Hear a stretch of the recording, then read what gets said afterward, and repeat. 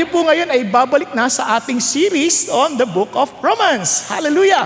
So tayo pong lahat ay magsitayo, tayo magpasalamat sa Diyos. Father God, thank you. Thank you, Lord, for giving us the privilege to be part of your movement. Salamat din, Panginoon Diyos, sa leadership na binigay niyo sa amin dito sa local movement na ito, na talagang they are walking, trying their best to faithfully, Father God, exercise and execute the calling that you have given them. Na i-equip po ang bawat isa sa amin upang, Panginoon Diyos, ay kami po'y matutong maglingkod sa isa't isa at maging kawangis ni Kristo Jesus. Alam namin hindi kami perfect at marami pong bagay na dapat pong i-improve sa amin. Kaya naman salamat sa pagpapaalala nyo that we are to carry one another's burden and fulfill the law of Christ. Kaya naman, Panginoon Diyos, hinihingi po namin na talagang alam namin wala na po kaming dahilan because binibigay nyo ng mga opportunity na ito. Tulungan nyo na lang po kami, aming Ama, na makita namin ano talagang dapat namin i-prioritize.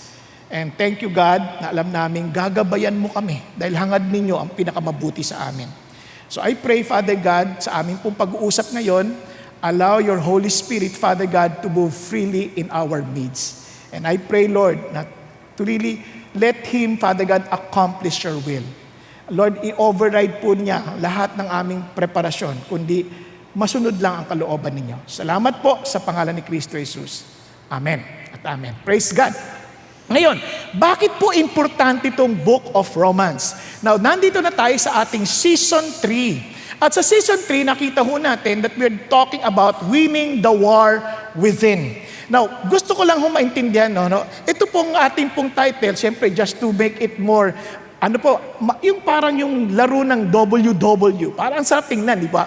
But in reality, it is really the war, it's winning the battle within. Bakit? The war has already been won. Kung ikaw po ay na kay Kristo, tapos na yung digmaan. Tapos na, panalo na. Kanya lang, kahit panalo ka na, mayroon pa rin mga maliliit or packets of battles, na patuloy nating hinaharap doon sa ating kalooban. Kaya para lalo nating ma-appreciate ito, balikan natin ulit yung ating journey. Kung naalala nyo, itong Book of Romans, nakita natin, nagsimula ito sa ano ba talaga totoong problema. Katulad ngayon, lagi nating iniisip, problema yung taas ng pagpresyo ng gasolina. Sa totoo lang, hindi yun ang problema. Bakit kamo? Lahat naman tayo nakakaranas ng pagtaas ng gasolina. Sino ba dito hindi nakaranas ng pagtaas ng gasolina? Hindi ka taga Pilipinas. Kung taga ibang bansa nga, kasamang nararanasan yan eh. Pero ang tanong, paano ka tumutugon doon sa pagtaas ng gasolina? Sa madaling salita, there is something inside that dictates how we respond to the situation. Nagkakaintindihan tayo. Halimbawa, yung iba, mayroong maraming pera. Mayroong mga may pera, naging mapagbigay. Yung iba naman, lalong naging swapang. Lalo pang gusto nila ng mas maraming pera. There is something wrong inside. Nagkakaintindihan. Yung iba naman, nakakita ng magandang babae. Sa kanila, wala yan. They appreciate the beauty. Yung iba, nag-iisip na ng kung ano-anong kasamaan. Nakuha ninyo? There is a sin working within. Kaya po, the real problem, hindi pera, hindi yung kahirapan. Ang problema, yung ating pagtugon, dinidikta ng totoong problema sa loob. Sin. Kasabi ni Paul, lahat tayo makasalanan. Walang distinction. Whether religious o hindi, pare-pareho lang yan. Mapahudyo ka o hindi, pare-pareho lang yan. Makasalanan lahat. Kasabi niya, dahil sa lahat ay makasalanan, kailangan natin ng katuwiran na galing sa Diyos. And in fact, yung kasalanan na yon, yun ang dahilan kung bakit we are separated from God. Kasi ito ay rebellion laban sa Diyos. We want to be like God, at ang Diyos, ang totoong Diyos, we are rebelling against God. Kaya ang katapat niyaan ay yung justice ng Diyos, which is called the wrath of God. Are you following? Ngayon, pagkatapos dyan, sabi ng Lord, buti na lang, hindi natin masolve yung problema, He provided the solution. Kaya the only solution is Jesus Christ. Makatagpuan natin yan sa second half ng chapter 3 hanggang sa chapter 5. Nakuha natin. Problema, yes, may wala na tayong problema. Solved na. Hindi ho eh. Hindi pa tapos. Bakit? While we are still here on earth, Yung pong problemang yan ay continuous na meron pong digmaan sa loob. Kasi, kunyari, kung tayo na ipanganak, yung mga baby, as they grow, meron silang mga challenges ding hinaharap. Ano yon? Tinatawag na growing pains. Tama? Nandiyan pa kayo? Siyempre, may laban yan. They need to exercise. They need to eat. They need to educate themselves para paglaki nila, they would be successful. Ganon din. Kaya may point of sanctification. At yun ang ating tinatalakay sa kasalukuyan. Kaya we need to learn how to win the war or the battle within. Nasusundan? So doon na ho tayo ngayon. Okay, pwede na kayo magising. Kumbaga sa pwede nang nag-skip na kayo sa intro. Okay ba yan? Di ba? Pag nanonood ng Netflix, skip intro. O yan. Tapos na intro time to wake up. So, sama-sama na tayo. So, next time na natin sa season na yan, simulan natin. Alam niyo po ba, ang pinakamalaking hamon, ay paano tayo manalo? Now, let me just give you a good news. Tulad ng ating natural na kapanganakan, lahat tayo pinanganak na panalo. Pakisabi mo sa katabi mo, pinanganakang panalo. Walang pinanganak na talunan. Walang pinanganak na talunan. Kasi pag-isipan nyo mabuti, 500 million na semen nag-away-away. At ang nagwagi ay ikaw. Sabi niya, teka, hindi naman ako yung natural binuo ko sa labas. Pinili pa rin lang ang pinakamalakas. At pwede ka pa rin matalo in between. Kaya dahil nagwagi ka, lumabas ka. Kaya ang tawag dyan sa medical science is crowning. Di ba? Lumalabas yung crown. Crowning. Parang tamang-tama, no? Parang kinukoronahan ka. Ikaw ang nagwagi. Di ba? Parang ganyan. Yes! No, ito problema. Bakit? Paano na yung kambal? Tabla, di ba? Paano yung mga maraming kapansanan? Matinding labanan ang pinasok niya. Pero nagwagi pa rin siya. Now, it doesn't mean na kapag marami kang kapansanan, talo ka na. Remember, si Nick Vujicic, if you can research that sa internet, kahit may kapansanan siya, he was able to keep on winning. Because you are born winners. Lalong-lalo na when we were born in the kingdom of God. Sa Panginoong Diyos, walang pinanganak sa pamilya ng Panginoong Diyos na talunan. We were born to win. At panalo na tayo because Jesus Christ is our champion. Are you following? And ito maganda. Hindi siya natapos yung kwentong yan. Paano natin mapagtatagumpayan ng buhay? Natanong ko sa inyo, sino sa inyo gusto na maging talunan? Honest. Sino sa inyo gusto maging talunan? Kasi pag in English ko, how many of you wants to lose? Sabi ko, I want to lose weight. Hindi yun ang pinag-usapan natin. Ang pinag-usapan natin yung talunan sa kompetisyon, talunan sa buhay, talunan sa pamilya, talunan sa eskwelahan. Ayaw natin yan. Walang matinong tao na gusto niyong tawaging talunan o sa wikang Ingles, losers. Di ba? Di ba? Pag ginanyan ka, no way. Di ba? Gusto mo? Ganun ang laban ka agad Ayaw mo ng talunan. Kasi lahat tayo gusto nating panalo. And itong good news, God has given us the power to win. Kasi sa totoo lang, pinanganak ka ng panalo. Di ba? Pinanganak ka ng panalo. Ang malaki ng problema, bakit ito sa Christian life ko, marami ang sumusuko, ba't ako talo ng talo? Di ba? Nanonood lang ako ang saya-saya ko, ang saya, Lord, praise God, nagwo-worship ko. Mami, ang konti, nakakita lang ako ng isang babaeng, nakapagdang may clip lang, Lord, ano ito nangyari sa akin? Talo na naman. Di ba? Talo na naman. Di ba? Parang, ba't ganun? Iba naman ang pinagkakatalo. Doon lang, talagang, hindi na ako makikipag-away. Bigla may sumingin sa elevator. Ano ba yan? Christian pa naman. Kagagaling sa service. Galit na naman. Diba? Tapos iba naman, hindi Lord, talaga sa'yo na ako focus, hindi na talaga, sa'yo lang ako titingin. Mamaya, nakatulog yung katabi mo. Grabe, natutulog. Hindi Christian ito, judgmental pa. Malay mo, nakapikit yan na nagpe-pray.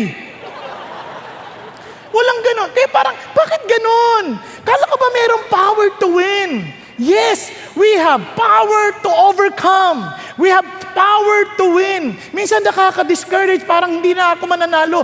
But I'm telling you now, no, God has given us the power to win. Pakisabi sa katabi mo, may kapangyarihan ka magwagi. Kung Christian ka at kay Lord ka, may kapangyarihan kang magwagi. Wala kang dahilan maging talunan. Nagkakaintindihan tayo. Yes, kaya ating pong tingnan na ito. Tingnan nyo, sabi ng Biblia, kung merong pagbabagong naganap sa atin, kahit na merong pong digmaang nangyayari sa atin, itong sabi ng Bible. Tingnan nyo sa Romans chapter 7. For what I am doing, sabi niya, I do not understand. For I'm not practicing what I would like to do. Hindi ko ginagawa yung gusto kong gawin.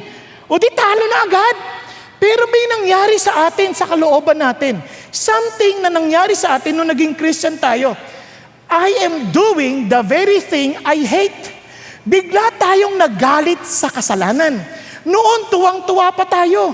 Pag uwi natin, hindi ako nagbayad sa jeep. Naisahan ko yung driver. Wais ka talaga, anak. Congrats, di ba? Tapos pag magkikwentuhan mga classmate, hoy, hindi ako nahuli ni sir. Nakopya ko, nabuksan ko yung kodigo ko. Hindi ako nahuli. Yes! Panalo! Di ba? Masaya pa tayo, nakaisa tayo. Pero noong tayo naging Christian, nainis tayo, parang, baka malaglag ako eh. Bigla natin naisip, grabe, nangopya na naman ako. Lord, kakaya na. Talagang asar na tayo sa kasalanan, hindi tayo natutuwa. Di ba? Noon, pag nakatakas ka, nakahalik ako sa babae, hindi ko asawa. Ang saya mo pa. Pero ngayon parang, grabe, nakakaya ito kay Lord. Meron ka ng kainisan. Have you noticed that? Hindi lang yan. Sabi niya, ang tawag niya pati doon, evil, kademonyuhan. Noon, parang, hindi, katalinuhan yan. Hindi na. Di ba? Ewan ko kung inaabot nyo pa yun, yung pag nagmamalaki, ako, nakakadalawang case ng beer. Yung isa naman, wala ka, mahina ka. Di ba? Parang wow. Parang proud pa tayo. Di ba?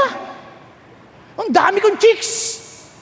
Di ba? Anong chicks na tinutukoy mo? Wala, puro sisiw lang. Pero nagmamalaki tayo, parang marami tayong chicks. Pero sabi ko, bakit masaya ka pa? Ngayon hindi na. You see it as evil. When you see things like that, that's evil. Ibang-iba. Kaya nga sabi ni Paul, kaya nang sinikwento ni Paul ito, nung sa Romans 7, para diinan sa atin, kung ako na nga Christian matinding struggle na sa kasalanan, di lalo na yung hindi Christian, hindi sila nag-i-struggle, they are just going on to that kind of destructive life. Nakuha niyo? Kaya sabi niya, ay, saklap naman ang lagay ko. Ang saklap. Sabi niya, sino magpapalaya sa akin sa katawan ng kamatayang ito? Biruin mo ngayon, nakikita ko na to, Christian ako, naglalaban-laban. Noong hindi ako Christian, hindi ako nakikipaglaban, enjoy na enjoy pa ako. So sabi niya, sino pa magpapataka sa akin? Kung yung ang Christian, nakikipaglaban, yung hindi Christian, hindi. Palgang patuloy, parang nag-i-slide na siya na mabilis para sa kasiraan. Nakuha ninyo? Paano na? Buti na lang, mayroong good news. Salamat sa Diyos sa pamamagitan ni Jesus Christ na ating Panginoon. Ngayon, sabi niya, sa isang bahagi, ang aking isip ay naglilingkod sa utos ng Diyos, samantalang sa ilang bahagi, sa laman. Sabi niya, sinusunod ang utos ng kasalanan. Ano sinasabi niya? Hallelujah! May solusyon na. Napansin niyo kung ano nangyari sa Christian? My mind. Biglang ang Christian, kaya kung napansin niyo ito nung naging Christian kayo, bigla na kayo naging mapag-isip. Na bago niyo gawin ng isang bagay, iniisip niyo, tama ba to? Nakakaluwalhati ba to sa Diyos o hindi? Samantalang noon, basta tumibok ang puso. Wala nang isip-isip. Diba? Basta masaya to, man. Ito talaga jackpot to. Wala nang isip-isip. Basta masarap to sa katawan. Wala nang isip-isip. Ngayon nga, pati sa pagkain, nag-iisip ka pa eh. Okay ba to? Sasabihin ng konsensya mo, hindi yan iyo. Ay, oo nga pala. Ano, okay ka pa dyan? Healthy ba ito? Healthy ka pa. Hindi nga yan iyo. Pagkain yan ng kaopisina mo. Ay, okay, hindi na. Nakuha natin, ibig sabihin, noon, kukuha ka sa pag-buffet, kuha ka ng ganyan. Kahit hindi mo naman makakain, basta parang mauna na ako, bahala na iba. Ngayon, hindi na, nag-iisip ka na, paano kaya iba? Kakasya kaya ito? Napansin niyo ba? Noon, kahit sa religious, hindi ko sinasabi, kahit na religious na, kahit nasa church na, binabalot yung pagkain, ginukuha. Walang dinala nung nag-potluck, nung umuwi, ang daming dala. Di ba? Nakuha niyo ba yun? Napansin niyo yun? Di ba? Parang, Christian ba yan? Iniisip-isip natin. Minsan kahit naman nasa church ka kala mo Christian ka na, hindi naman talaga Kasi hindi ka na nag-iisip. Ngayon pinag-iisipan mo na, ba't ako nag-uuwi? Samantalang yung mga dito, hindi pa kumakain. Hello? Kung meron kayo napansin, naging mapag-isip tayo. Kaya we are called wise people. Because we begin to think. Kaya pag hindi ka nag-iisip, medyo kabahan ka kaya. Di ba? Kabahan ka pati ka nag-iisip. Di ba? Ngayon, dati nga, pag nagsiservice, hindi pa nagsisimula, tulog di. Ngayon, nag-iisip ka na, hindi, kailangan makinig ako. Di ba may laban na di ba? Yung iba, iniisip na kagad, papunta pa lang dito, doon na lang ako matutulog. Hindi, totoo lang nangyayari yon, di ba? Nagtrabaho ng gabi, sa umaga naman yun, hindi naman dito sa hapon yun Sinira pa yung umaga, no? Now, listen. Paano ka daw manalo? Jesus Christ our Lord. Through Jesus Christ, sa pamamagitan ni Kristo Jesus. Kaya, this is how to win. It's not me, but Christ in me. Are you following? Hindi ako, kundi si Kristo na nasa sa akin. Kasi yan ang Christian life. Hindi ako, kundi si Jesus. Yan.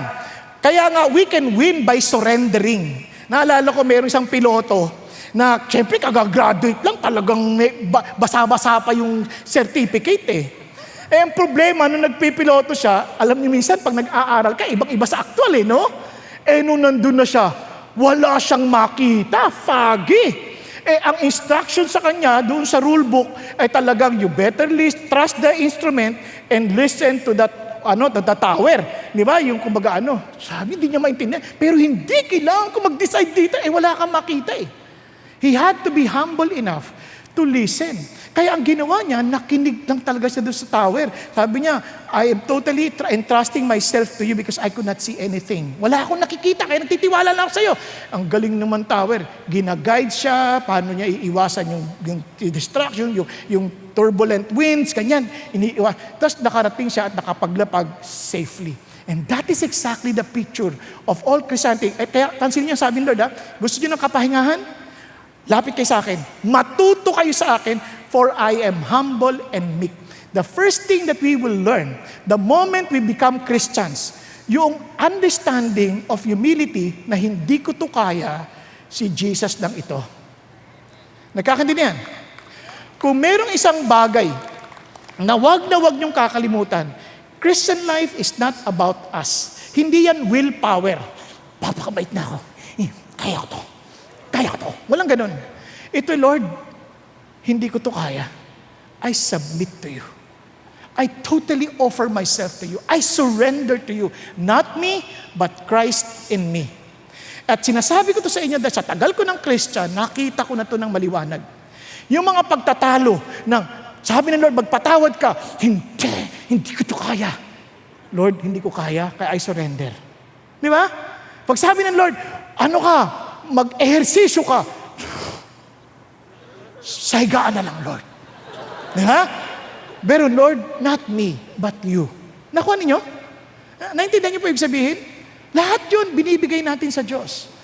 Kaya dito natin naintindihan, umattend ka ng D-group. Doon pala sa D-group, talo na Ang traffic. Ang dami ko pang gagawin. Lord, I surrender. If it is your will, not my will, but thy will be done. Nagkakaintindihan? Lahat yun. Kaya, not me, but Christ in me. Now, let's continue. So, paano ngayon tayo? Paano to sa totoong buhay? Paano yan nilalaban? Yan. Una, fight sin with the power of God's grace. So in other words, itong labanan na to, no, totoo to. Real to. Sinabi sa atin nung nakaraang, nung 2 weeks before, week before ng anniversary. Di ba? The battle is real. Totoo yan. Every day. The moment na naging Christian ka, you are enlisted to the battle. No, you are in a battlefront. Wala kang choice kasi Satan is like a roaring lion seeking whom he may devour. Kaya sabi niya, be of sober spirit. Lagi kang maging handa. Mula ngayon, para ka ng Boy Scout. Laging handa. Okay po? Sabi, huwag kang tutulog-tulog. Hindi ikaw. Tayo, as Christians, we need to be always prepared. Kasi sabi niya, kaya nga, fight. Always fight. Kumbaga sa fight. Diba? Lagi ganon. Hindi ka pwedeng fight. Hindi. Fight. Lagi kang gising. Fight sin. It is a reality of life. Pag gising mo lang sa umaga, meron ng labanan. Pag gising mo lang sa umaga, wag kang iisipin na, hindi, panalo na ako kahapon. No. Araw-araw na ginawa ng Lord may laban. Nagkakaintindihan. No. Pero hindi mo laban. But with the power of God's grace. Number 2, fight sin by the power of the Holy Spirit. Remember, power. Kailangan natin ng kapangyarihan. We cannot do it on our own. We need the power of the Holy Spirit. And number 3, fight with the power of our new identity in Christ. Marami sa atin, alam na natin, oh my God's grace. But we never experience the power of God's grace. Iba sa atin, alam na natin, yung bagay ng power of the Holy Spirit, makapangyarihan. Pero hindi natin alam pa paano yung power na yon. Parang hindi natin alam kung gaano kapangyarihan yon. Nakuha po? Yung kapasidad nun. Parang kumbaga may bago kang kotse. Pag din-drive mo, ano ba yung ibig sabihin ng 200, parang basta yon. Horsepower. Parang, ano ba yun? Ibig sabihin 200 horsepower. Minsan hindi mo alam hanggat hindi mo in-experience yung power. Are you following? You need to have that. Kaya yung ganun din yung new identity. Gaano ba kapangyarihan yung identity ko? Diba? Kaya iba naglalagay pa ng ID. Diba? Parang ipakita sa kanila, this is a very powerful. Diba? Parang ID to, parang sabi, eto ko. Huwag mo kong minamali-maliit. Parang ganyan. Kaya we need to understand that power. Now, let's go. One by one. Kaya, ito itong ating outline. Now, let's go. Fight sin with the power of God's grace. Pakisabi sa katabi mo, fight sin with the power of God's grace. Kailangan mo ng biyaya ng Diyos. Now, ano ibig sabihin? Listen, therefore, there is now no condemnation. Mula ngayon, hallelujah, habang nag-i-struggle ka, Lord, lang hirap nito, I'm telling you, therefore, sa makatwid, wala nang, sabi niya, pagkuhusga, wala nang paghahatol.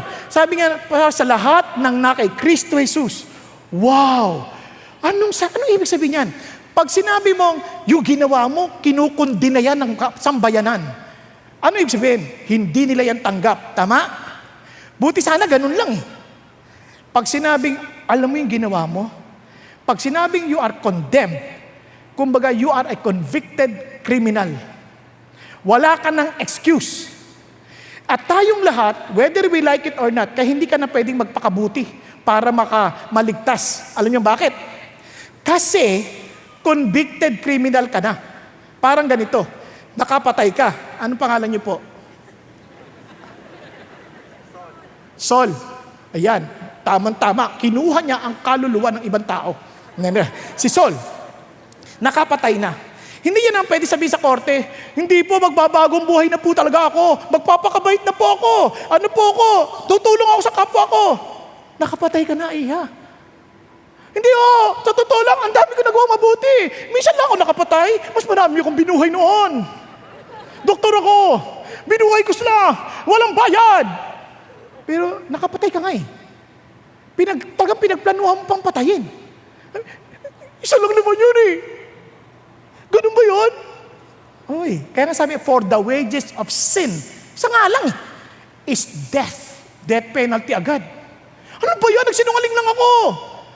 Oo nga. Pero sa pagsisinungaling mo, may namatay. Huh? We are all condemned.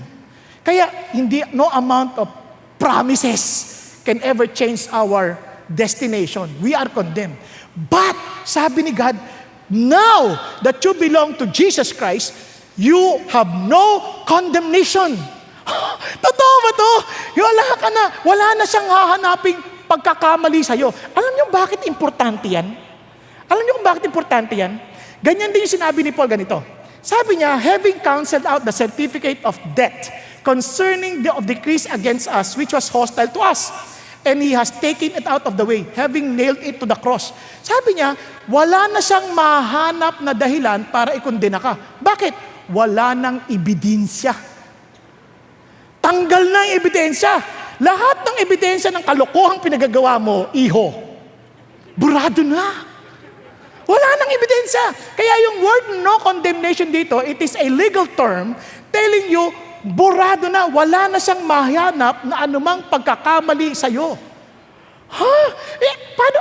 Anong maitutulong niyan sa akin, sa aking pagiging panalo? Anong maitutulong niyan? Simplihan natin.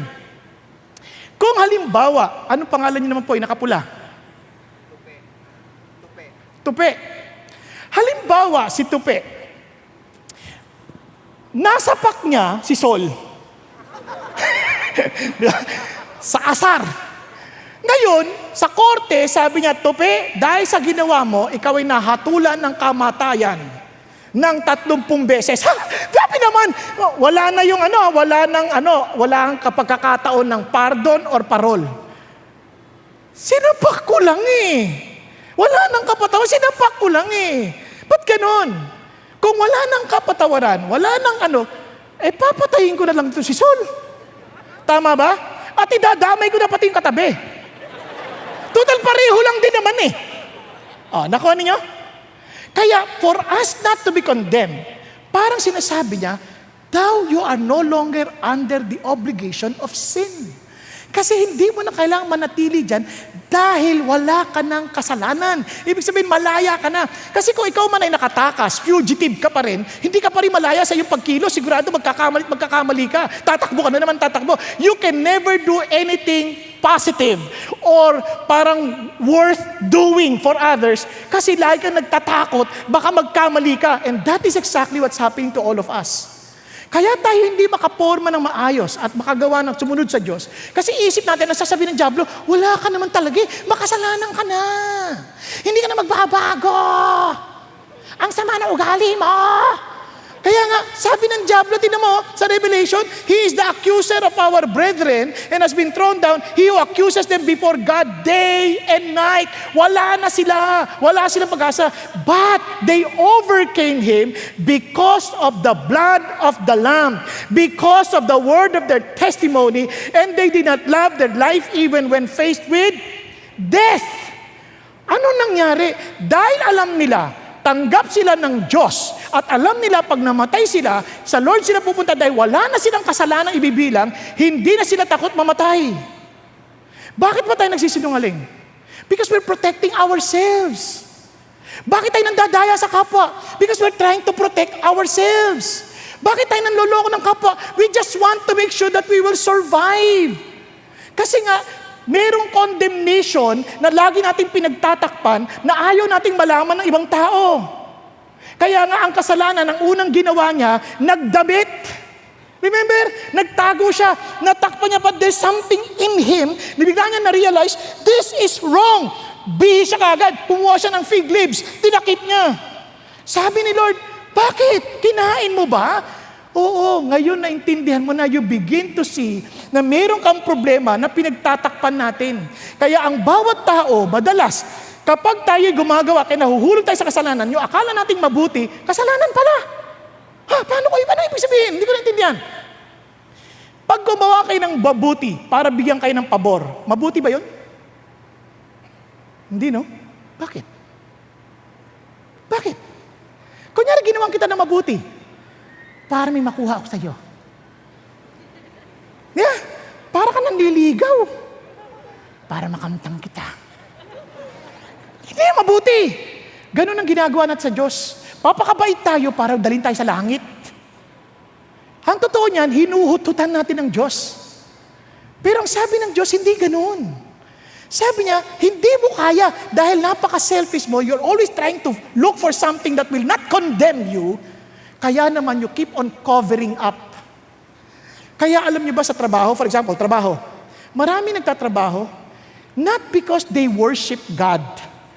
They work because that is where they will find justification for them to exist. Kailangan ko magtrabaho para mapatunayan ko sa sarili ko kung bakit dapat ako mabuhay. Ganun din ang mga tao. Bakit tayo hindi naman masamang magpaganda?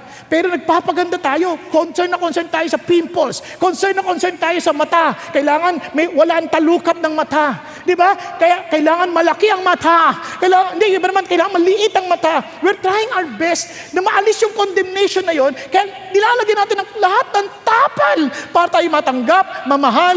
Kaya nagtataka sila pagdating sa kasal, ay, wala ka palang kilay. There's some form of condemnation. Kaya pinagtatakpan natin lahat yan. Pero kung sa sandaling alam natin na we are no longer condemned, I'm doing all of this to Jesus and I have nothing to prove. Kaya pag pinagsabihan ako, wala naman akong patutunayan. I just thank the Lord that He loved me just the same. Because I am no condemnation anymore. Ito sasabihin sa inyo, minsan sumusunod tayo sa magulang natin, hindi dahil sa mahal natin sila, kundi meron tayong pagtatakip ng condemnation. May mga bata nga, ang babait sa magulang pag may hihingin eh. Di ba? Ma, ano pang pag-uutos ninyo? Ako na po maghuhugas. Ako na magbubuhat niyan. Ako na maglalaba. Ma, lalabas po ako sa Wednesday. Kailangan ko sana ng pera. Akala lang maloloko lang mga magulang, ang gugulang yan.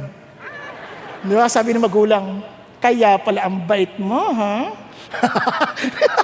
Di ba? Kasi meron tayong pagtatakip sa ating sarili. Ganon din ang mga magulang. Ang babait sa anak, bigay ng bigay sa anak. Kasi meron silang condemnation deep within their hearts. There's some form of guilt. Hindi ko siya nabibigyan ng sapat na panahon.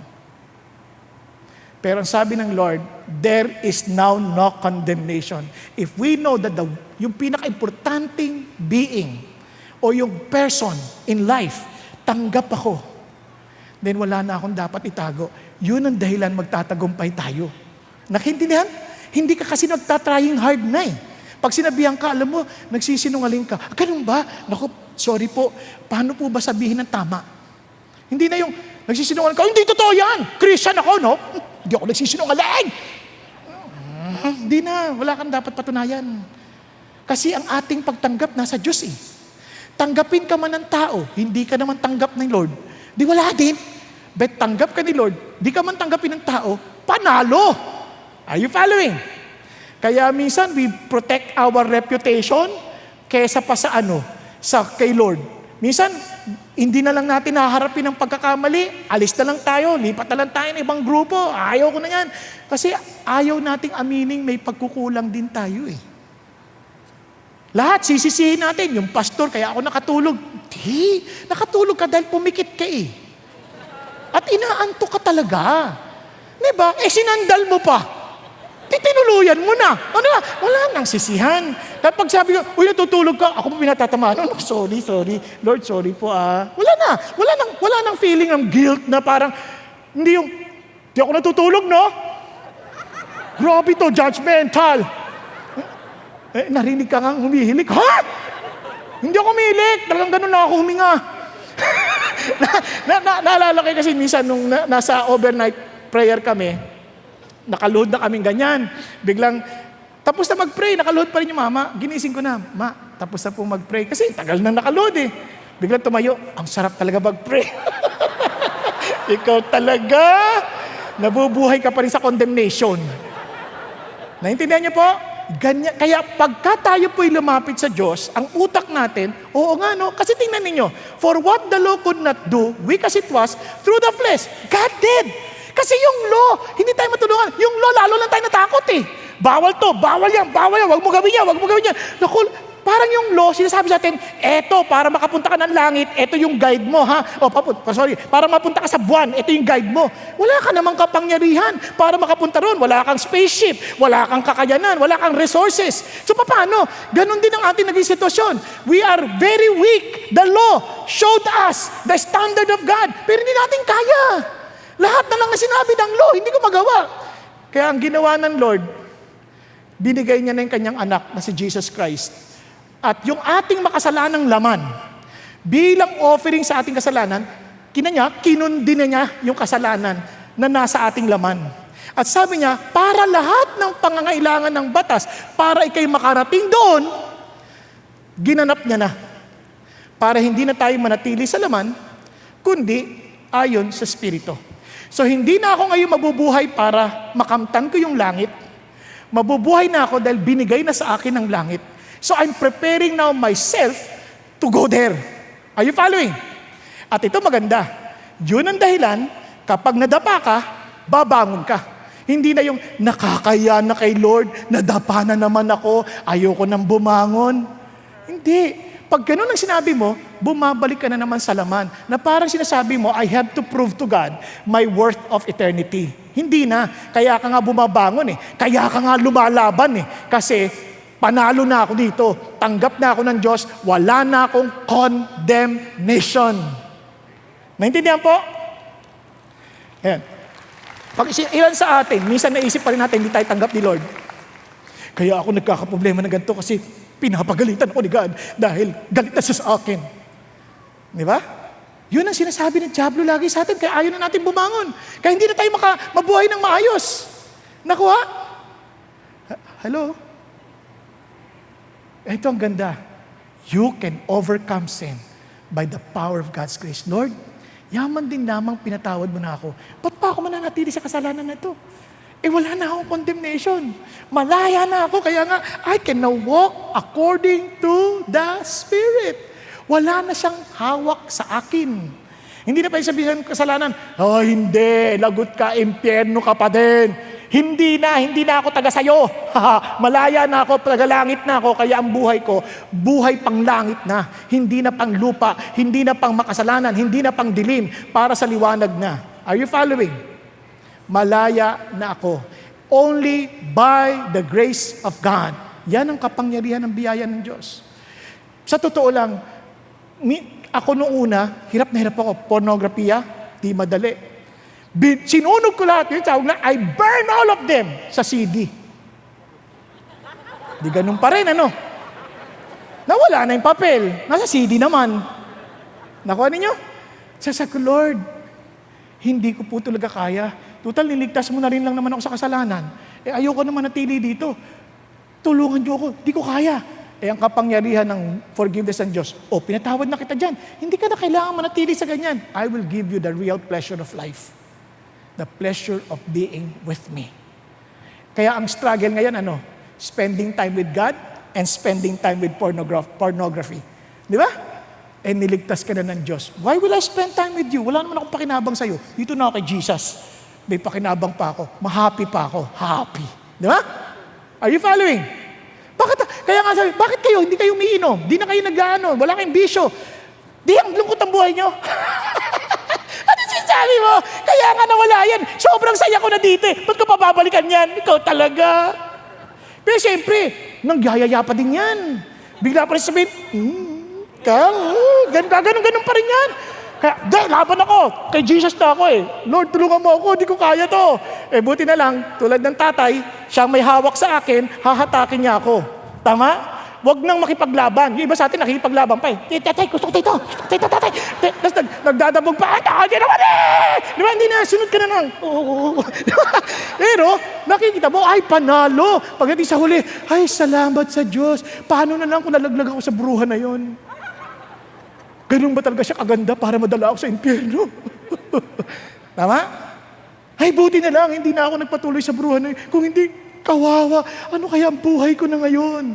And praise God that I will not stumble headlong because the victorious right hand of God is holding me by the grace of God. Pwede niya tayong bitawan. Pwede na tayong pabayaan dahil sira naman talaga ang ulo natin. Pero ang bait ng Diyos sa biyaya niya, kahit hindi tayo karapat-dapat, anak niya na nagdusa para sa iyo at para sa akin. Kinakaladkad pa rin niya tayo. Kaya lang man tayo nakakaladkad kasi ayaw nating lumakad kasama siya. Pero kung lumakad tayo, we will just enjoy walking leisurely with Jesus. Kaya balik tayo. Kaya sabi ng Lord, hindi mo na kailangang manatili dyan. Hindi mo na kailangang manatili. Bakit? Because you're now living for me. Kaya sabi ng Bible, remember, you have not received a spirit of slavery leading to fear again. Hindi takot na takot ako, Lord, nagkamali na naman ako, baka magkamali na naman ako. Hindi na. Kasi every time you think of magkakamali ka talaga. Parang nagbabike, nung nag-aaral ka pala magbike, pag nisip mo, babagsak ka nga. Pero you look at straight forward, nakatingin ka lang kay Jesus, dire-diretso ka. Magtataka ka, ay, nakakabalansin na ako. Nung nakakabalansin ka na, ay, nakakabalansin na ako. Wala naman. Bango na naman. Di, Lord, ulit. And later on, you will just enjoy biking na hindi mo na nga naiisip na nagbabike ka na pala. Tama? Kaya hindi na yon. Hindi na yung fear ang nagdidikta sa atin. Yung loving relationship because all by the grace of God. Pangalawa, fight sin by the power of the Holy Spirit. Alam niyo ang blessing ng Diyos sa atin? Hindi tayo iniwan basta. Kaya gusto ko yung kantang Never Once. Diba? Never once did He forsake us. Never once did He leave us alone. Hindi minsan. Kasi ang gusto ng Diyos, may kasama tayo. Tingnan nyo, sabi niya, for those who are according to the flesh, set their mind on the things of the flesh. Yung mga hindi pa Christian, wala pa Espiritu ng Diyos, sabi gano'n, ano yan? Puro lang utak niyan, puro kalamnan. Puro pagtatanggol sa sarili. Puro kasiyahan ng sarili. Puro sarili lang iniisip. Hindi niya iniisip ang palatuntunan ng Diyos. Hindi niya iniisip ang kaligtasan ng ibang tao. Hindi niya iniisip yun. Ang iniisip niya lang, masaya to. Enjoy ako dito. Ganun lagi ang isip ng tao. Nagkakaintindihan tayo. Sabi niya, pero those who are according to the Spirit, the things of the Spirit, yun ang kanyang iniisip. Ano ba yung makaka-glorify kay Jesus? Kaya alam mo kung Christian ka na o hindi. For the mindset, yung mindset, yung utak, set on the flesh is death. Sigurado yan. Kapag hindi ka pa Christian, kamatayan ang habol mo. But the mindset on the Spirit is life and peace. Parang may saya, may kapayapaan. Yung death, hindi lang to death na, temporary death. Ito yung eternal separation from God. Kaya nakakatakot. Kaya wala kang kapahingahan. Because the mindset on the flesh is hostile toward God. Kasi ba, galit sa Diyos. Bakit galit sa Diyos? Kaya nga ayaw natin yung mga pag nasabi sa atin na kasalanan to, sabi ng, ganyan lang, sinabi ng pastor, kasalanan to. Hindi totoo yan, mali ang pastor, nilalabanan natin kagad. Hindi natin pinakikinggan ng Diyos. Lord, galing ba sa iyan o galing lang sa Kanya? Minsan nila-away natin kagad. Masama ang mga babae. Grabe yung pastor na yan, palaban sa mga babae. Kala mo siya, hindi na kami naging babae, nagdagdag ng babae na minsan. Hindi. Pakinggan mo yung sinasabi ng Holy Spirit kasi tayo, binabasa lang naman natin sa Bible Tama ba? Pag nagalit ka, may problema ka. Ba't mo kinukonta yung sinasabi ng Bible? Yun ang sinasabi. Kaya, tingnan mo. Yan. Kasi, galit sa Diyos. Ayaw nating dinidiktahan tayo. Ayaw natin sinasabi sa atin ng Diyos anong dapat gawin. Ayaw natin yan. Gusto natin ang isyu sa ating kalayaan, yung gusto natin masusunod. Nakuha niyo? Tuloy tayo. For it does not subject itself to the law of God. Ayaw na magpasakop sa gusto ng Diyos. For it is not even able to do so. Kahit gusto nila, hindi na kaya. And so, those who are in the flesh cannot please God. Grabe, no? Basta sa laman ka, you can never please God. Are you following? Kaya iba, nagkikreate sila ng sarili ng reliyon. This must be done para matuwa ang Diyos. Pero the more you're doing it, lalong hindi natutuwa ang Diyos. Kasi you're doing exactly different from what God wants you to do. Nandiyan pa ba tayo? Okay. Nasabi niya. Kaya, isummarize natin. Ang mindset, nasa laman. Pero pagka na kay Kristo ka, nasa Espiritu. Ang mindset, obviously, death. Sa atin, life and peace. Mindset, hostile toward God. Yung hostile, minsan akala mo maka-Diyos ka, pero you're doing exactly yung ayaw ng Diyos. Andiyan pa kayo? Kaya makakita kayo ng mga tao, in the name of God, sobrang sagasig. Pero hindi ayon sa paraan ng Diyos. Kaya hostile pa rin sila toward God. Tayo loves God, ibig sabihin, you follow according to what God wants you. Kaya sabi ni Jesus, do you love me? If you love me, you will follow or obey my words. Andiyan pa tayo? Okay. Does not subject itself to the law of God. Hindi ka sasakop. Simple lang. Kapag Christian ka, pansinin nyo, pag hindi ka pa Christian, submit to your husband. No way! Di ba? Pagka Christian ka, grabe, ang hirap. Lord, tulungan mo ako. Di ba? Ganun kagad. Children, honor your parents. No way! Hindi naman siya honorable. Pero pag Christian ka, grabe, Lord, paano yun? Hindi honorable yung parents ko. Eh, sabi ko sa'yo, honor your parents. Wala akong sinabi dahil honorable siya, di ba? Opo. O, di ba? Napansin niyo ba yun? Di ba? Obey your masters. Sa mga naugali ng master namin. Di ba? Eh, hindi. Obey your master eh. Eh, hindi nga mabuti master. Eh, ba't ka dyan nagtatrabaho? Di sana nag-resign ka na. Wala akong trabaho. Pag wala akong trabaho, walang kakainin. O nga, no? Obey na lang, obey. Napansin niyo ba yun? Kasi nga ayaw natin. Kasi hindi natin kaya kung wala ang Diyos. Hindi madali mag-obey. Hindi madali mag-submit. Hindi madali magmahal. Kasi ang asawa, hindi naman perfect ang babae. Minsan, sabi nga ni isang pastor, yung asawa mong babae, gusto mong kainin sa sobrang mong pagmamahal. Minsan, sa sobrang mong inis, sana nakain mo na. Tama? Oh, yan. Kasi sabi niya, pero tayo, we are free to obey. And cannot please God. But we please God. Why? Because we do it for the Lord. We do it by the grace of God. By the power of the Holy Spirit. And alam nyo ba, itong Holy Spirit ito, pinangako sa atin ng Diyos yan. Tingnan nyo. However, you are not in the flesh. Kayo mga tumanggap kay Jesus, but in the Spirit. If indeed, look at the words, the Spirit of God dwells in you. Kapag nasa iyo yung Spirit of God, ano ka? You are in the Spirit. Paano ko malalaman? But if anyone does not have the Spirit of Christ, napansin niyo ba, nagpapalit-palit, Spirit of God, Spirit of Christ, kasi isang alang yan eh. Nakuha natin. Sabi niya, he does not belong to Him. Kung wala pa si Jesus sa buhay mo, hindi ka kabahagi niya. Wala kang Spirit of God. Are you following? Wala kang Spirit of Christ. O, tuloy tayo. Kaya, dahil yan ang prayer ko sa tatay ko, I will ask the Father, and He will give you another helper, that He may be with you forever. That is the Spirit of truth. Remember, the Spirit of truth. Sabi niya, whom the world cannot receive, because it does not see Him or know Him. But you know Him, because He abides with you. Alam mo! Kasi mananatili sa sayo. Sabi ganoon. And look at this, and will be in you. Alam mo! Alam mong Christian ka. Kasi the Holy Spirit is at work in you. Andiyan ba? Nakukuha natin? Hindi yan parang kailangan ko bang may maglihan sa akin, tapos paglihan sa akin, natumba ako, ay, the Holy Spirit is in me. Walang ganun. Kahit ilang beses ka tumumba, kung wala si Jesus sa'yo, wala pa rin yun. Nakuha? No, tuloy tayo.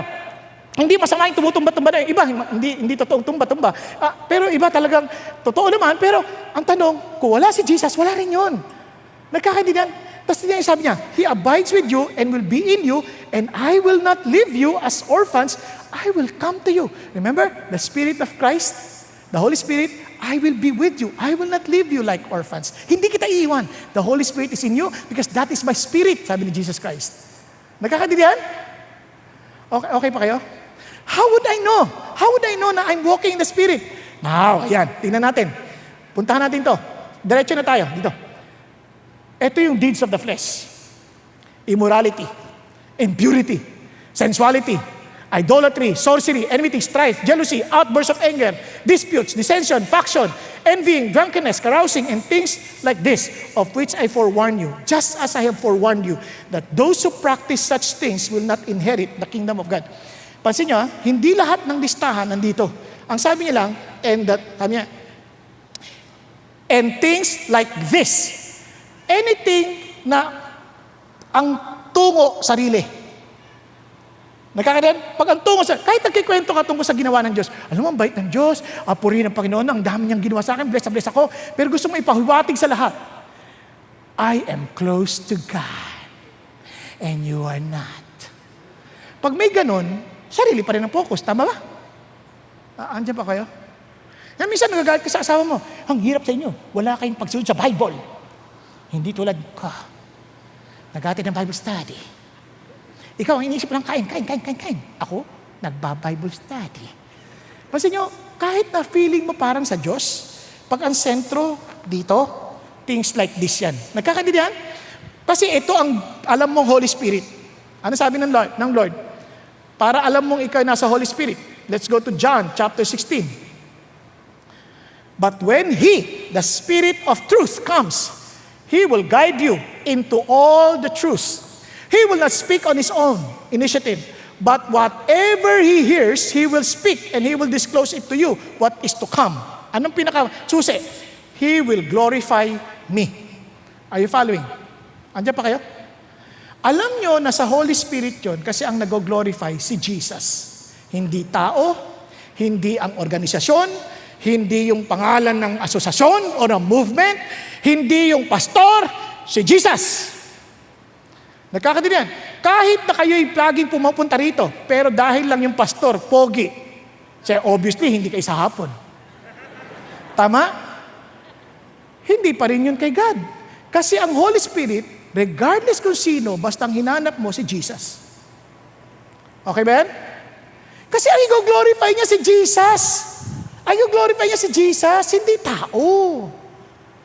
O, diyan pa kayo? Kaya alam nyo na ang Holy Spirit ang nag-guide sa atin. So, paano ko gagawin niya sa katotohanan if He is the Spirit of truth?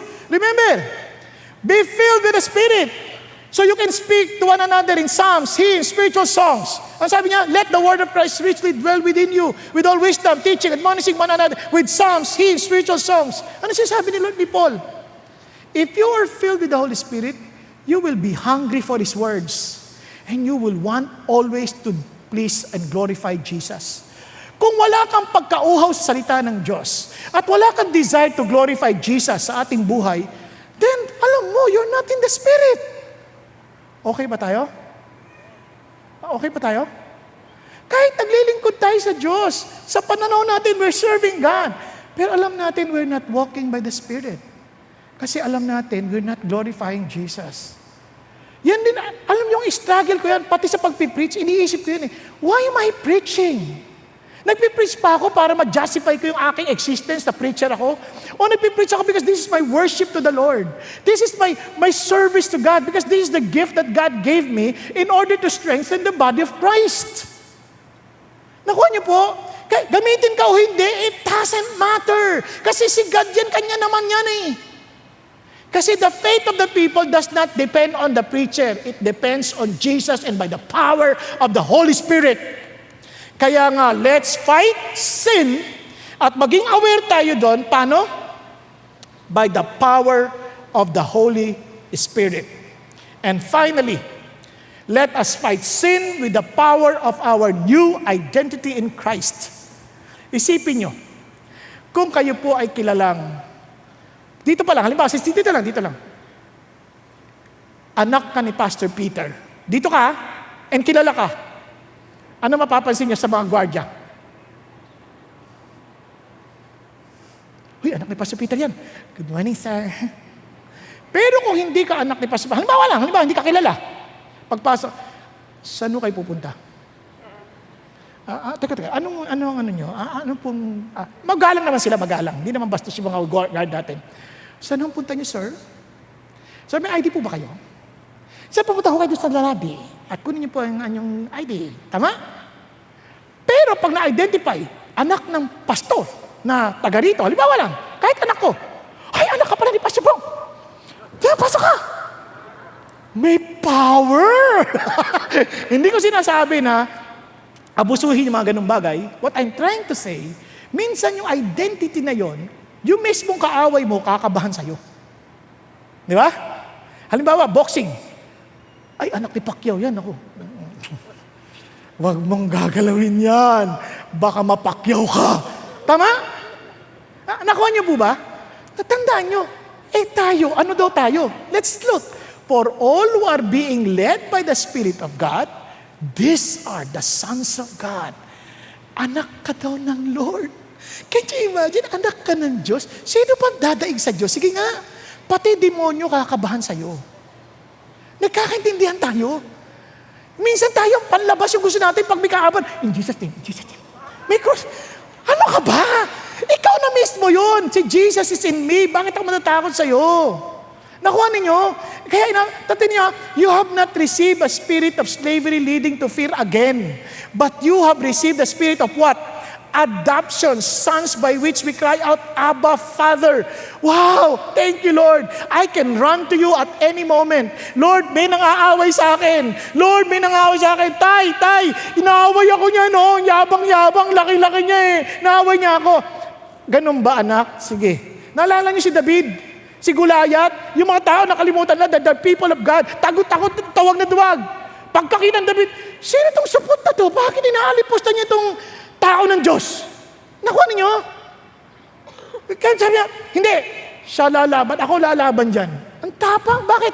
Kasama niya daddy. May daddy siyang kasama. Lagot ka, papakita ko sa'yo, yung Diyos ko, totoo. Di ba? The whole world will know that there is a God in Israel. I don't care how Goliath you are. I don't care how Goliath cancer you are. I don't care how Goliath problem you are. I don't care how Goliath financial problem you are. My God is greater. And I am the child of God. Diba? Kaya pag may tukso ka, Lord, nahihirapan po akong tukso na to. Grabe. Hindi ko na kaya. Hindi! I am the child of God. Sorry ka na lang, hindi ako papayag sa'yo. Gusto mo nang manood ng mga malalaswang palabas? Hindi, no? Hindi na ako anak ng kadiliman. Anak ako ng liwanag. Bubuksan ko na ilaw. Ito pinanonood ko. Bigla mo nang papatayin. Tama, mali. Kasi hindi ka na magtatago. Yung mga anak ng dilim, nagtatago yan. Tingnan natin. Wala na kakakita. Tayo lang. Hindi na. Hindi ka na kasi alam mo, hindi naman tama, hindi naman mali yung ginagawa mo. Para, alam mo, para sa Panginoon Diyos, you cry out to God, Lord, di ko kaya. Kayo na po, Lord, kayo na po. And alam niyo ba, pag sinabing adoption during that time, first, lahat ng utang mo, lahat ng legal obligations mo, bayad na. Once na marami kang utang at inadapt kita, bayad na lahat ng utang mo. Bakit? Bibigyan na kita ng bagong pangalan. Kung dating ang pangalan mo'y parang hindi maintindihan, ang apelido mo'y Salumpuwet, halimbawa lang. Ngayon, anak na ng Panginoong Jesucristo, pinaltan ko na ang pangalan mo. Palitan na, gawin natin yung medyo mayaman ang dating. Ayala Dusubel. Diba? Iba na kagad, di ba? Nakuha niyo yung sabihin? Oh, tapos sabi niya, third, yung tatay mo, lahat siya na ngayon ang liable sa lahat ng action mo. Sir, yung ginawa ho ng anak nyo, sagot ko yan. Anong babayaran ko? Sagot na ng tatay. Fourth, yung anak, wala na siyang ibang hangad, kundi ang papurihan ng kanyang tatay. At ang hindi ko na idagdag dyan, pakinggan nyo, nung panahon noon ng Roma, bagamat ibang-iba na ngayon, pag inadapt ka, hindi ka na pwedeng itanggi. Hindi ka na pwedeng, ayaw ko na sa'yo, walang ganon, kasi pinili ka. Kumbaga ang anak, galing sa sinapupunan. Ibig sabihin, sa kanong panahon na yon, pwede lang itanggi ang totoong anak. Pero pag inampon, hindi lang pwede itanggi. Bakit? Dahil galing sa sinapupusuan. Pinili ka. Nagkakaintindihan tayo. Tayong lahat, kaya si Jesus Christ, ibinigay ng Diyos para magdusa, maparusahan para sa atin. At tayong inadapt naman niya, pinili niya tayo, at sabing ganon, hindi na kita pwedeng itanggi. Ipaglalabang kita hanggang huli. Kaya what God has started, He will perfect it. Are you following? Yan ang tatay ko. Kaya hindi ka na matatag. Yan ang tatay ko. Nagkakanindihan tayo. Kaya dahil sa yan ang bago kong identity, kailangan, dahil liable ako, na papurihan ang tatay ko. Tanong, kung kayo po ba, gusto niyo ba mapahiya ang tatay niyo dahil sa buhay natin? Di ba? Kaya yung tatay naman, gusto mo ba maging talunan ng anak? Dahil ang tatay ko, ayaw niya ako maging talunan, ipagtatanggol niya ako at ipaglalaban niya ako. Ihahanda niya ako sa totoong labanan. Hindi niya ako pababayaan, sige anak, gusto kita manalo, bahala ka na, magandang disiplina. Hindi. Kailangan kitang disiplinahin, didisiplinahin kita. Dahil mahal na mahal kita, dahil gusto ko, panalo ka. And sabi ni Lord, ang gusto ko, panalo ka. Akin din? And yan ang ayong identity. Huwag na huwag mong kakalimutan. Kaya, mga kapatid, let me end by telling you this. Kapag tayo po hindi sumunod sa paraan ng tatay natin, alam natin Christian tayo. Kasi we will be disciplined by the Lord. At hindi yan madali. Dahil pagsasabihan tayo ng Diyos. Kapag hindi ka disiplina ng Lord at nakakapagpatuloy ka pa rin sa kalokohan, baka hindi ka niya anak. Naintindihan po? Bakit? Ano sabi ng Lord? Kasi sabi ng Lord, for whom the Lord loves, He disciplines. Nagkakaintindihan? And sabi niya, it is for discipline that you endure. God deals with you as is with sons. For what son is there whom his father does not discipline? Meron bang ganon? Na yung tatay, kung talagang mahal ng tatay ang anak, didisiplinahan niya anak. Hindi niya pababayaan yan. Didisiplinahan niya. Kaya yung mga anak ko, minsan, mas mahigpit ako sa hindi ko anak. Bakit? Hindi ko anak. Hindi ko ba anak yan eh? Mamaya magalit pa sa akin yan. Eh yung anak ko, concern ako sa kinabukasan nila, kaya didisiplinahin ko sila. And sa awan ng Diyos at sa buti ng Diyos, wala akong sakit ng ulo sa mga anak ko. Bakit? Dahil naintindihan nilang mahal nila si God. Kaya hindi ako nagwo-worry na magdo-dorm sila. Hindi ako nag-worry. Bakit? Alam ko si Lord ang may bantay sa kanila, hindi ako. Dahil pipiliin nila ang Diyos kaysa anumang bagay. Dahil alam nilang wala nang buhay na ikasasaya ang tao maliban sa buhay kay Kristo Jesus. We are the children of God. Hindi tayo pababayaan ng Diyos. Kaya sabi niya, tatandaan natin, kapag tayo ay slave, minsan napipilitan lang tayo sumunod. Pero pag tayo anak, masaya natin gagawin dahil mahal natin si daddy. Di ba? Kung sabi, hindi ko maintindihan sinasabi mo kasi daddy ko masama eh. At least, alam mo pala yung masama. Di alam mo yung mabuti. Kung mabuting daddy, si God. Tiyak ako, hindi ka pa rin ng daddy mo. Okay? Okay ba yun? And works tayo, pagkaalipin, napipilitan tayo, tatakot tayo, baka parusahan tayo. Tayo hindi. Natatakot tayo kasi mahal tayo ng Diyos at ayaw natin siyang masaktan. Alam ko hindi masasaktan ng Diyos sa atin, kanya lang, kasi hindi naman siya, Diyos na siya eh. Pero kayong kawawa, kaya didisiplinahan niya tayo para sa ating kabubuti. Kaya meron tayong security sa tatay natin. At makakapag-concentrate tayo sa ating relationship sa Kanya at siya'y ating pararangalan. Nagkakandinihan. Now, let me end with a story. Kasi itong mga ali na to, na-experience niya yung hindi na makondemn. Pero higit sa lahat, na-experience niya ang kapatawaran ng Panginoon Kristo na siyang nagtulak sa Kanya na maglingkod sa Panginoon ayon sa kanyang relasyon bilang anak ng Diyos, hindi na bilang isang alipin. Panoorin po natin ang kapatid nating si Sarah Balabagan. My name is Sarah Balabagan Sereno. I was born in a Muslim family in Mindanao. Because of poverty at young age, I decided to work as a domestic helper in the Middle East. I was only 14 years old then. But unfortunately, on May 29, 1994, my employer sexually assaulted me with a knife. But I fought back. As we struggled, I was able to grab this knife and there's no choice but to stab him. And that proved to be fatal and he died. I was sent to prison and charged with murder. In 1995, I was sentenced to death by firing squad. But thank be to God, the Philippine government appealed my case and the family of my employer extended their pardon and they forgave me. My sentence was reduced to 1 year imprisonment, 100 lashes on my back, and a $40,000 as a blood money. After 2 years in prison, they sent me back to the Philippines, August 1, 1996. And upon my arrival at the international airport in Manila, I felt so relieved and I thought that was the happiest moment of my life. My second challenge, my new beginning. My life story was made into a true-to-life movie in the Philippines, and the revenue I received from it enabled me to finally help my family financially in Mindanao. It was 2003 when a pastor shared to me about the love of Jesus Christ, about the gospel, about how he suffered on the cross, how he gave up his life for us. Thank be to God, because that moment the Lord helped me to see the truth. The Lord allowed me to feel his love. And when the pastor asked me, do you want to have a personal relationship with the Lord?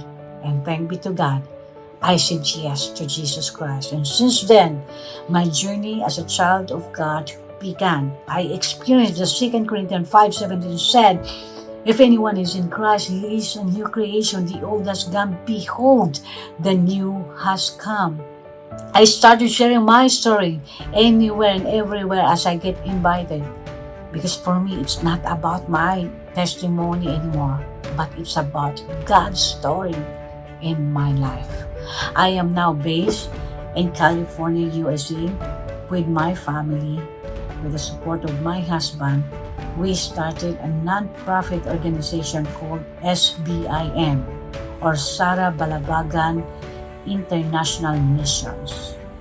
The more I learned the Word of God, the more I know Him in an intimate way, the more I understand my value, my identity, my dignity as a woman of God. Thank you so much, and God bless us all. Hallelujah. Praise God. Isipin po ninyo ito, kung gaano kayo kahalaga sa Diyos. Tayong lahat, sa dami ng tao sa buong mundo, pinili ka niya para ampunin at maging bahagi ng kanyang pamilya. Hindi yan libre, kapalit ang buhay ni Jesus Christ na walang kaalaman tungkol sa suffering until He became human to take the sufferings of man upon Himself para kondinahin ang kasalanan at bigyan tayo ng kaligtasan. Yan ang ating Diyos. At yun ang tatay natin. Gusto ka niya maging panalo. Tayo pong lahat ay yumuko sandali at pumikit. Alam niyo, ulitin ko, hindi ka Christian, kahit nag-a-attend ka na dito palagi, kung wala si Jesus Christ sa inyo, at wala ang Espiritu ni Jesus sa iyo, at para yan ay mapa sa iyo, kailangan mo siyang kilalanin bilang iyong Panginoon tagapagligtas. Talaga masasabi mo, Lord, hindi na ako, kayo na. Tinatanggap ko kayo bilang aking Panginoon tagapagligtas. At pag sinabi mo tinatanggap ko, kayo na po ang aking Panginoon. Allow me that to live no longer for myself. Hindi na para sa aking sarili, kundi para sa inyo. At alam ko hindi ko to kaya kung walang banal mong Espiritu. Dahil pinangako mong banal na Espiritu na ito na ibigay sa amin, salamat po Panginoon Kristo na dahil sa inyo, wala nang kamaliang ibibilang laban sa akin kung kaya't ipinagkaloob niyo ang banal mong Espiritu upang ako'y pangunahan at maging malaya sa kapangyarihan ng kasalanan. Salamat po Panginoon Diyos na sa araw-araw naming makikilaban, alam namin ang tagumpay sa amin sapagkat kayo ang aming Panginoon Diyos. Kayo ang aming kampyon. Kayo ang aming kapangyarihan. Sa biyaya ninyo, sa banal mong Espiritu, at sa bago naming pagkakilanlan bilang mga anak ninyo, may kapangyarihan kaming magsabi ng hindi sa kasalanan at sumunod ayon sa iyong kalooban. Kapatid, kung hindi mo pa kinikilala si Jesus at tinatanggap sa buhay mo, paghariin ang kanyang Espiritu sa buhay mo, huwag mong pagliban ang mga araw na ito. Ngayon, magdesisyon kang sumunod sa Kanya. And sabihin mo, Panginoon Jesucristo, lumalapit ako sa iyo ngayon. Tinatanggap ko ang imbitasyon mo to follow you. Lord, let me learn from you, for you are humble and meek. Let me take, O God, your yoke, for your yoke is easy and your burden is light. Sa madalit salita, Lord, tinatanggap kita bilang aking Panginoon, bilang aking pastor, bilang aking tagapagligtas. At ipahintulot mong mabuhay ako ayon sa kalooban ninyo. At sa kapangyarihan ng banal mong Espiritu, nagtatagumpay laban sa kasalanan. Ipahintulot mong mauhaw ako sa iyong salita. At itong maging sandata ko bilang sword of the Spirit laban sa mga atake ng Espiritu ng kadiliman. Thank you, Jesus. Thank you, Lord. Aming Amang Banal, maraming salamat. Kilala niyo ang bawat sa amin na narito. Hinihingi ko po, Panginoon, bilang mga tagasunod ninyo, bilang pinaghaharian ninyo, Panginoon, inaangkin namin ang tagumpay na pinagkakalob niyo sa kapangyarihan ng iyong biyaya, sa kapangyarihan ng iyong banal na Espiritu, at sa kapangyarihan ng aming bagong pagkakalanlan na we are now a new creation in Christ. Salamat po, Panginoon, na kayo ang aming pamilya, kayo, Panginoon, ang aming tatay, na we can run to you anytime. Sa anumang problema ang aming haharapin, dahil kayo tatay namin. At walang dahilan para matakot kaming lumapit sa inyo, dahil si Kristo ang aming katwiran. Thank you, Lord. May you bless every family we represent. In Jesus' name we pray. Amen, amen, and amen. God bless you.